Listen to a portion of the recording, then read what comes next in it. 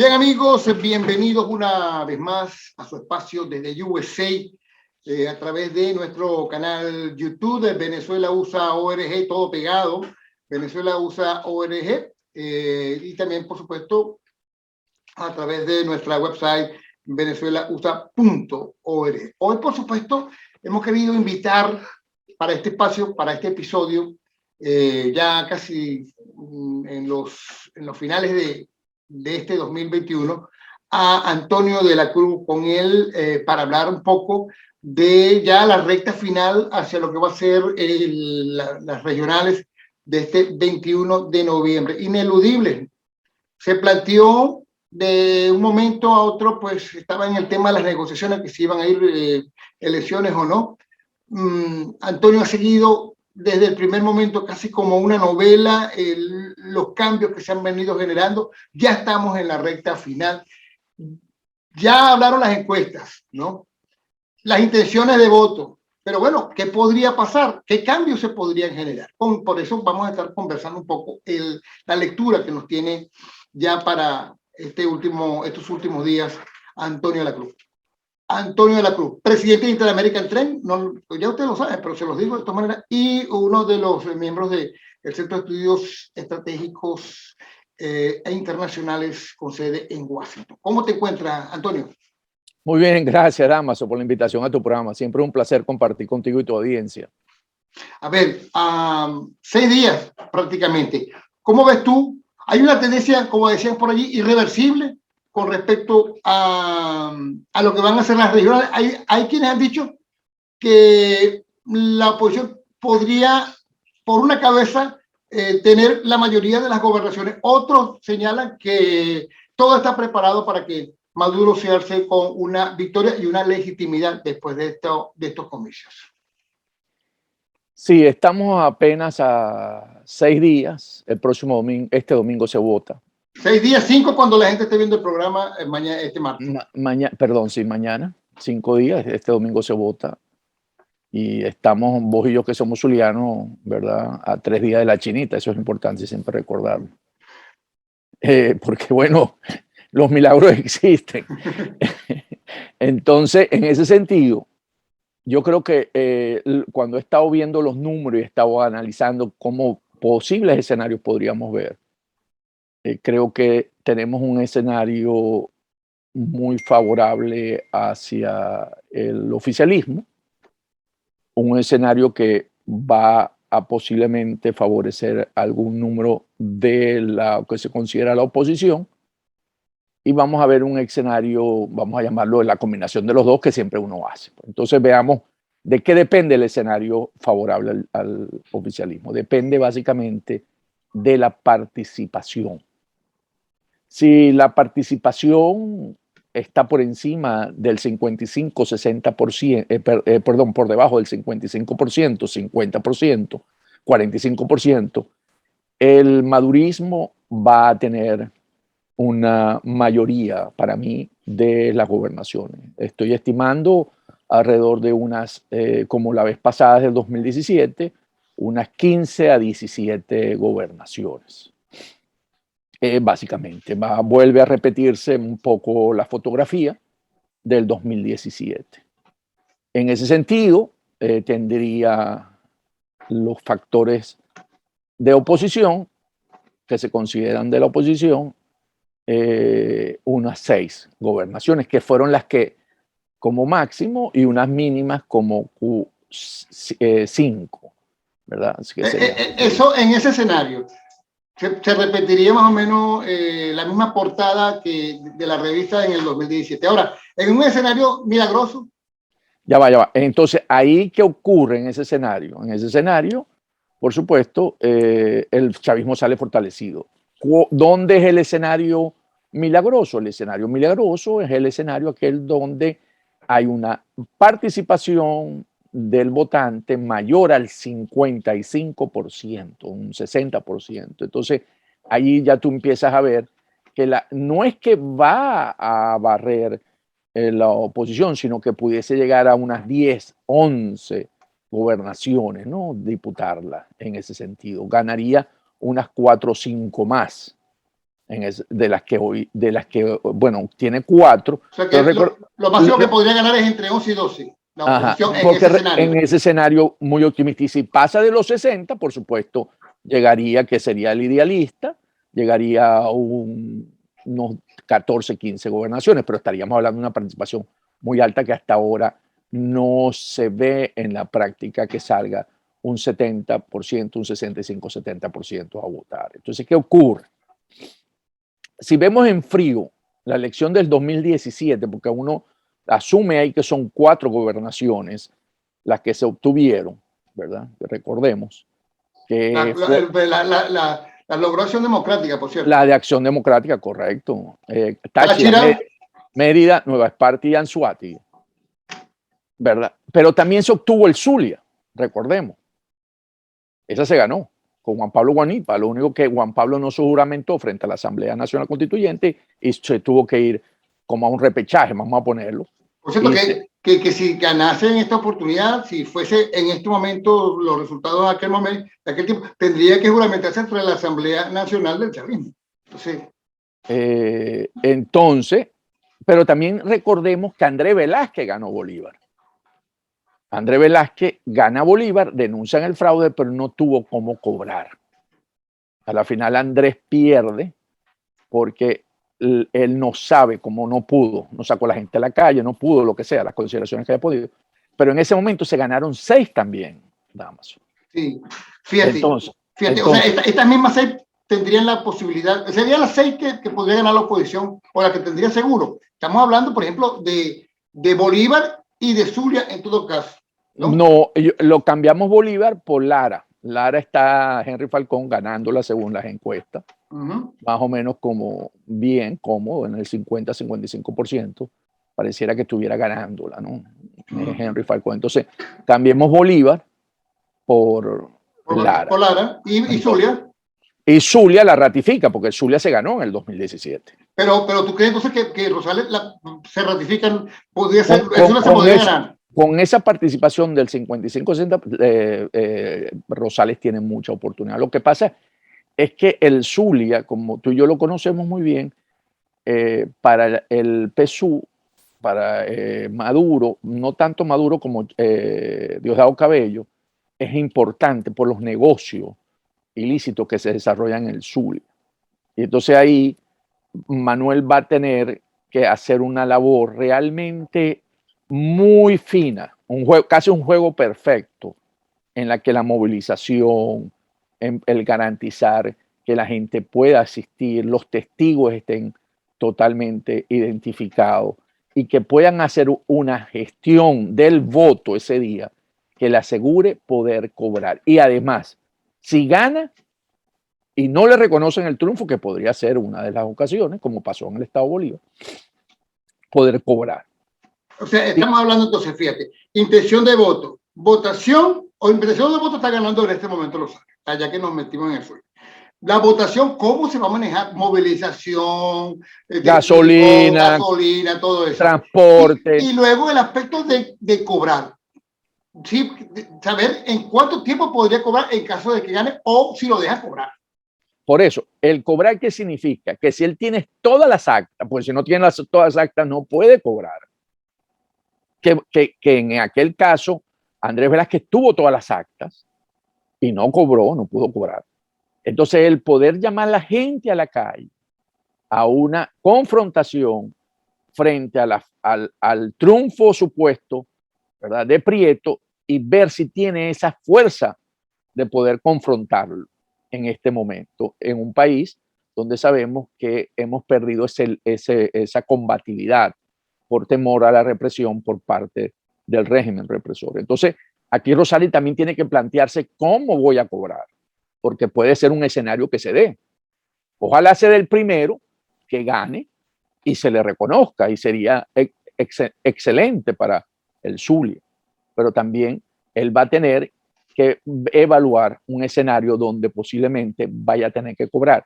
Ahí tiene que apoyarse, por supuesto, en los observadores, sobre todo en la misión de observación de la Unión Europea, porque recordemos que una de las condiciones que lleva Maduro a traer esta observación es para buscar esa legitimidad después del 21 de noviembre. ¿No le das posibilidades a Omar Prieto para estas elecciones? ¿O le ves a ver, según la campaña que ha hecho y lo que están diciendo las encuestas, que es por lo que nos estamos basando, ¿cómo estás viendo tú los resultados para Omar Prieto? ¿Serían completamente desfavorables? Omar Prieto tiene techo por varias razones. Primero, él está más o menos en los 600 y pico mil de votos. Segundo, porque es un candidato impuesto. Recordemos que en esas primarias, Arias Cárdenas estuvo a punto de poder concursar y poder ganar y ir a esa elección, y le dijeron, quédate en México para que no vengas a esta, porque era una de las condiciones que tenía esas primarias del PSUV. ¿Ves? Y entonces ahí hay un descontento en ese sentido. Sin embargo, lo que cuenta Prieto a su favor es que es un estado donde la SODI es importante, porque todos sabemos, la SODI es la zona de las Fuerzas Armadas que controla el Zulia, ¿verdad? Son las SODI, no, perdón, y la REDI, sí, la REDI. La SODI, entonces ahí él va a tener que ese elemento militar es donde yo creo que podría tener un factor importante en el triunfo de Prieto, y por eso hablo de que Manuel tendría que tener todas las actas para poder cobrar, porque no olvidemos que el Plan República toma liderazgo ese día en todo el país. Correcto. Ahora fíjate bien, Manuel ha hecho una campaña, digamos, con mucho brío, casi espectacular allí. Ahora, no se puede creer que vayan a arrasar en ningún momento, ¿no? Estoy hablando de la oposición, porque también el chavismo tiene su estrategia. En todo caso, pues Manuel tiene un candidato al lado, Rafael Ramírez, de Primero Justicia, que ha hecho campaña en llave, ¿no? También tiene a Gustavo Fernández, colega periodista, en San Francisco, uno de los bastiones de Prieto. Estamos hablando del sur. Es posible que se dé un triunfo de Rosales, porque se lee un triunfo de Rosales y una victoria del candidato chavista, Willy Casanova, porque de repente hay una división justamente en la ciudad de Maracaibo. Además de que hay la división, bueno, recuerda que hay muchos elementos que siguen apoyando al chavismo, sobre todo en Maracaibo. No tanto así en San Francisco, donde de alguna manera existe todavía, es decir, en Maracaibo no es tanto el tema Prieto como lo existe todavía en San Francisco, ¿no? Donde hay la posibilidad. Inclusive se cae el mito de que, bueno, siendo así, es posible que la gente, a ver, perdiendo Maracaibo, como sucedió en otras oportunidades, se gane la gobernación. ¿Qué tú me podrías decir con respecto a ese manejo numérico, ¿no? Porque todo parece indicar que podría darse, a ver, cierto triunfo del chavismo, no solamente en Maracaibo, también en Machiques, no sé si también en el sur del lago, pero sin embargo ganaría Rosa. El diseño electoral para estas elecciones fue hecho de tal manera de que el voto cruzado es muy difícil, el voto está intubado. ¿Qué quiere decir esto? Cuando uno se presenta frente a la hoja electrónica para votar, o tú votas o por la manito o por el PSU, pero es un único voto. Sí, cruzar el voto te toma tiempo y no es fácil, y la máquina se bloquea y te anula el voto. Entonces, y no tienes derecho a volverla porque se activa una sola vez. Entonces, ¿qué ocurre?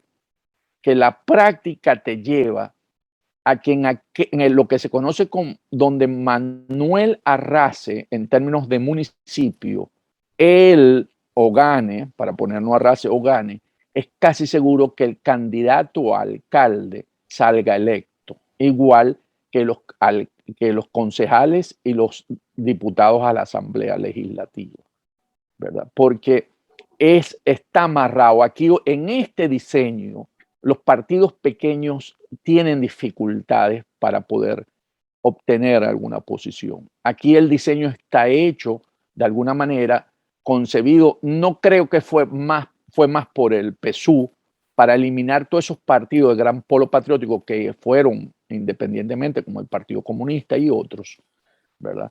Que necesitan eliminar en el camino. Y entonces, en ese sentido, Manuel Rosales y los candidatos que van en su fórmula en la MUD o en el Nuevo Tiempo salen favorecidos, porque aprietas ahí y agarras todos. No es que vas a seleccionar uno a uno. Eso, también, eso sería desventajoso también para estos candidatos que dicen que vienen por otra fórmula, ¿no? Por ejemplo, por eso te estoy diciendo que los minoritarios salen muy mal aquí. Aquí no va a haber, aquí va a haber o un candidato del PSUV que arrasa y se lleva a los alcaldes, o un candidato de la MUT que arrasa y se lleva a los alcaldes donde gane. Estoy hablando de los municipios que ganen. O sea, en el corredor del Zulia, que son Maracaibo, Cabimas, Lagunillas, San Francisco, el votar por Manuel Rosales o por la MUT arrastra el voto una vez para los alcaldes de esos municipios. Y eso es la fortaleza que tienen. O sea, por eso es que para eso también podría ser una ventaja para el Prieto, porque si algunos alcaldes, por ejemplo el de Maracaibo, gana, te estaría actuando completamente a Prieto. Pero vuelvo a insistir, ok, acordémonos que tú votas inicialmente por gobernador, das MUT, y ahí se abre todas las hojas. Entonces tú tienes que cerrar nada más para gobernador, para poder abrir la de alcalde, y allí donde se te complica, la máquina te lo complica. Porque tú aplicas MUT y te abre todo para todos los candidatos de la MUT, tanto alcalde como gobernador, porque son muchos, acuérdate, son concejales, entonces tú dices votar, y en ese momento que tú votas, vota por toda la fórmula. Cuando tú dices, voto nada más por gobernador y dejas en blanco los otros, ¿verdad? Porque deselecciona, porque vas a deseleccionar, porque él te llena todo, es allí donde se te complica la situación. Y entonces se te tranca la máquina y te anula el voto y ya no tienes chance. Perdiste el voto. ¿Qué se espera de los observadores internacionales? ¿Son mirones de palo? ¿Tendrán trascendencia en los resultados? Por ejemplo, en la manera como se van a llevar a cabo los comicios. ¿Podrán presionar para que no existan esas irregularidades que ocurren puertas afuera a veces dentro de los centros electorales? Los observadores internacionales, lo más importante es el de la Unión Europea, que va a entregar un informe a los 2 días, creo, después de terminado el evento electoral, y uno a los 3 meses, porque ellos realmente son los que van a darle la legitimidad a ese proceso electoral. Entonces, y ellos que son entonces, en ese sentido, un muro de contención. ¿A dónde? Para los abusos que siempre ha venido haciendo durante todos los años en las elecciones el Partido Socialista Unido de Venezuela, donde el punto rojo, no se cierran los centros electorales cuando corresponden, los grupos paramilitares que se acercan a los centros, porque esos definitivamente no están contemplados en las normas, en la ley electoral, y ellos van a tomar eso como una desviación. El que de pronto se anuncian muy tarde los resultados, va una tendencia ganando y cambia. Esas son cosas que ellos van a observar. Y Maduro sabe que si no tiene un informe favorable, es otra raya más para él, el que la Unión Europea diga que en Venezuela las elecciones no son unas elecciones justas, transparentes y competitivas. Entonces, eso para él en este momento, donde él está yendo con plomo en el ala, porque el carincanazo ocurrió, ¿verdad? Cuando le dijo que posiblemente van a abrir, ya está abierto ya la fase, lo único que tiene que hacer el tribunal, la nueva fase de investigación por crímenes de lesa humanidad. Ya hoy se declaró inocente a Alessandro, pero eso no significa que no pueda negociar todavía más adelante, ¿verdad? Y es casi seguro que yo creo que va a negociar mucho más adelante cuando la estrategia de diplomático no le funcione, porque no le funcionó en Cabo Verde, donde vienen los que van a venir desde España. Entonces, él en esa condición el tener un informe desfavorable por parte de la Unión Europea en cuanto a lo electoral realmente sería ponerse una espada de Damocles. Entonces yo creo que la Unión Europea es la única que veo que tiene una influencia que puede determinar los resultados en Venezuela en términos en las grandes ciudades, porque ellos no están cubriendo todo el país, son apenas 100. Y entonces, pero permite tener un reflejo de lo que ocurrió en todo el país. ¿Y del CNE qué podemos esperar? A ver, para que los venezolanos podamos estar conscientes y, digamos, en su mayoría satisfechos con el proceso de este próximo domingo. Del CNE lo que deberíamos esperar, y ojalá se dé, es el mismo comportamiento de 2015, cuando las elecciones de la Asamblea Nacional del 2015, en el que realmente la incidencia del CNE fue realmente muy poca. ¿Qué quiero decir coincidencia? Que permitió que los centros electorales se cerraran a las 6 de la tarde, aunque fue Padrino López el que dio la orden, pero ellos aceptaron esa decisión.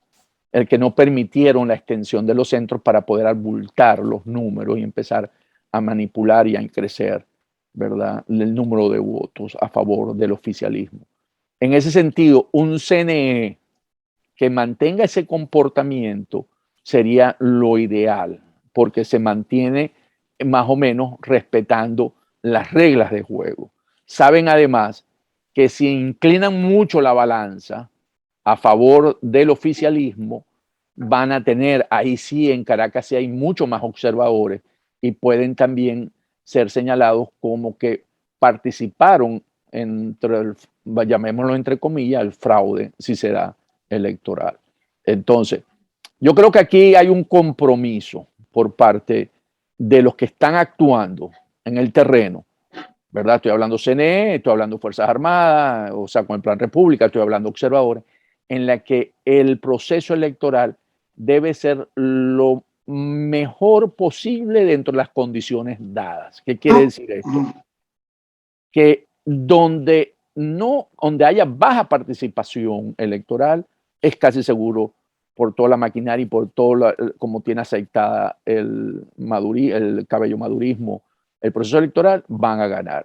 Donde no lo tenga y sea competitiva, va a ser un proceso donde podríamos ver ahí lo que estamos hablando, un escenario de si hay una buena participación de más del 55%, 60%, de unas 10, 11 gobernaciones para los factores de la oposición. Hay unos que dicen 12, inclusive un buen número de alcaldías. Bueno, porque están amarradas, como están entubadas. Si ganan 12, las alcaldías se vienen con ellos. Por eso que en el caso de Zulia, quería hacer este comentario. A ver, podría Omar Prieto enfrentarse a una doble derrota, porque no solamente se trataría de perder la gobernación en el caso tal, sino que si pierde San Francisco también sería una doble derrota. El caso del Caricanazo garantiza de alguna manera que no se vaya a producir violencia con los elementos armados y el paraestado de alguna forma ya al final de los comicios, al final de... En ese sentido, tiene esa espada de Damocles el aparato o el Plan República en ese momento. El reprimir a la población que salga a protestar porque considere que su derecho de haber votado ha sido adulterado o fue manipulado, va a costarle, porque no va a poder. Es más, hay ya han surgido una serie de protestas ahorita en Caracas en varios sectores donde no se ve la represión obvia por falta de que unos buhoneros le están cobrando, le cambiaron la tarifa de $3 a 5 y generaron una protesta muy fuerte. Y vemos que no ha sido reprimida.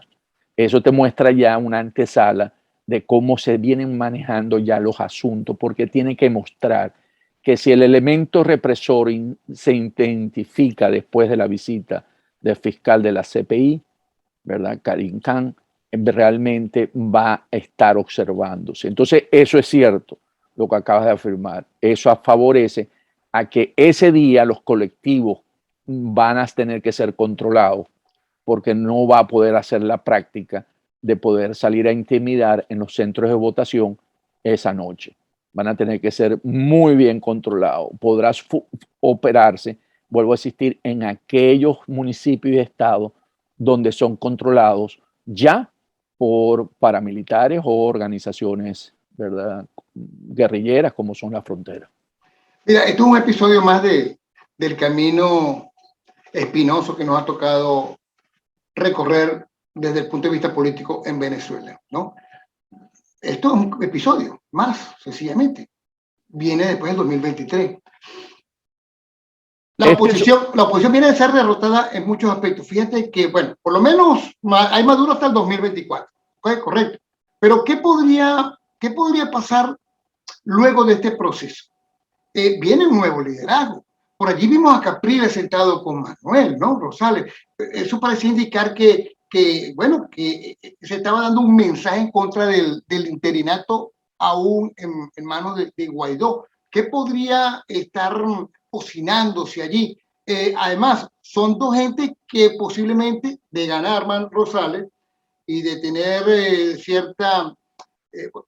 ya que se den las elecciones, le da cierto rédito a Capriles, que ha sido el abanderado de que se llevara a cabo este proceso, creo que desde el comienzo de este año. Pero ambos se estarían mostrando como cara afine a ir a un proceso con Maduro en el año 2024. No sé cómo lo ves tú. En política, la lectura de la coyuntura y montarse sobre ella, surfear ese momento, ¿verdad?, te da réditos, porque en política no hay muertos. Capriles definitivamente está surfeando esta ola de la elección del 21N. De hecho, fue al Zulia, algo que no ha hecho Juan Guaidó en recorrer el país.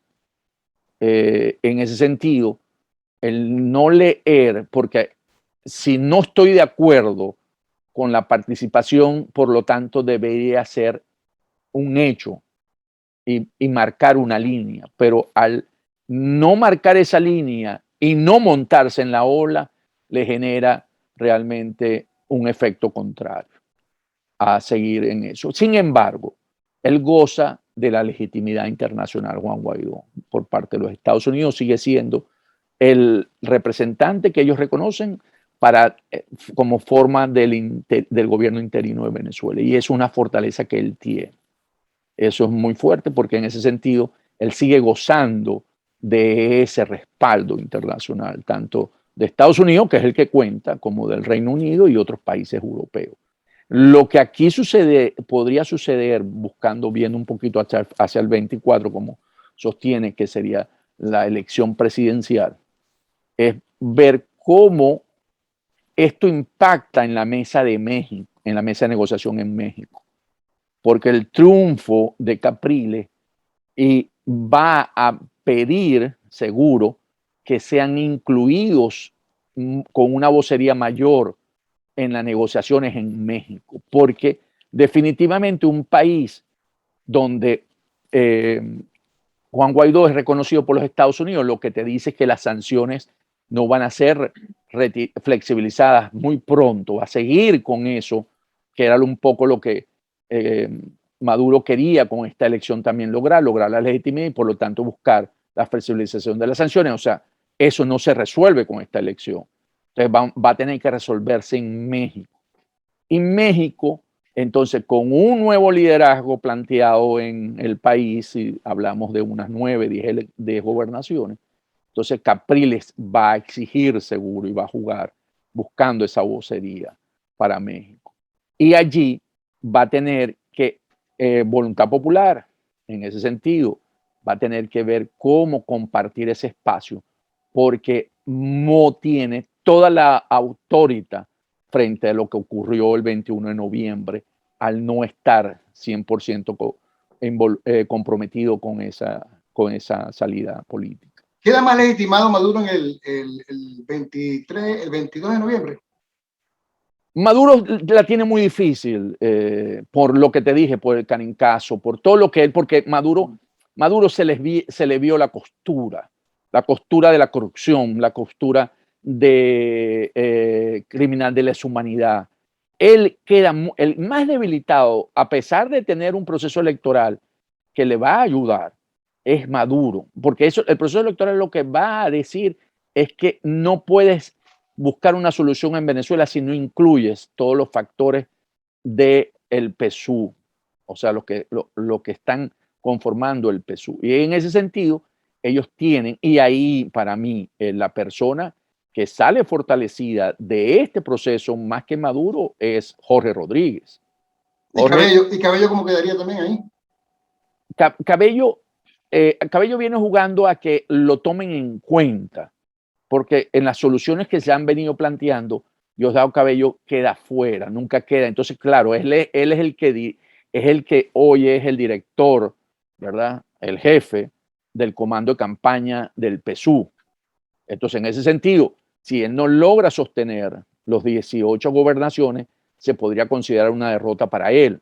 Claro. Pero a él también le conviene que pierda Maduro, porque él sabe que si gana Maduro y se sostiene Maduro y sale Maduro de esta coyuntura, Maduro se vuelve a reelegir en el 24. Y Cabello ya, la posibilidad del Cabello de poder aspirar a una presidencia se le va muy lejos. En cambio, Jorge Rodríguez está ahí, esperando en el tocado.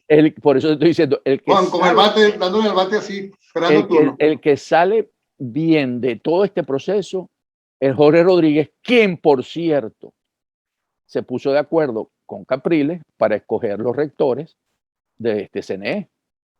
Correcto. Te agradecemos mucho la participación en este espacio, que es prácticamente preludio de lo que va a ser el proceso electoral del próximo domingo. Te invitamos de paso, de una vez, para el programa que queremos hacer en vivo, justamente con nuestro compañero Cheucategui, de lo que ya serían los minutos antes de los resultados, si es que lo dan esta misma noche, ¿no? Entonces, bueno, te hacemos la invitación también para ese momento, para que nos comentes a ver cómo has visto el proceso en sí, después de este preludio que nos has dado, pues, de la lectura previa al 21 de noviembre. Con mucho gusto, Damaso, por la invitación, y estaremos entonces conectados ese día para evaluar los resultados. Muchísimas gracias. Antonio de la Cruz, amigo, síganos a través de nuestra cuenta en YouTube, Venezuela USA ORG, también por supuesto de nuestra página web venezuelausa.org, donde pues bien vamos a tener todos estos podcasts y todos estos video podcasts que estamos realizando con respecto al proceso electoral en Venezuela. Así que muchísimas gracias. Nuestra cuenta @Damaso Jiménez y @Venezuela USA Orlando. Muchísimas gracias.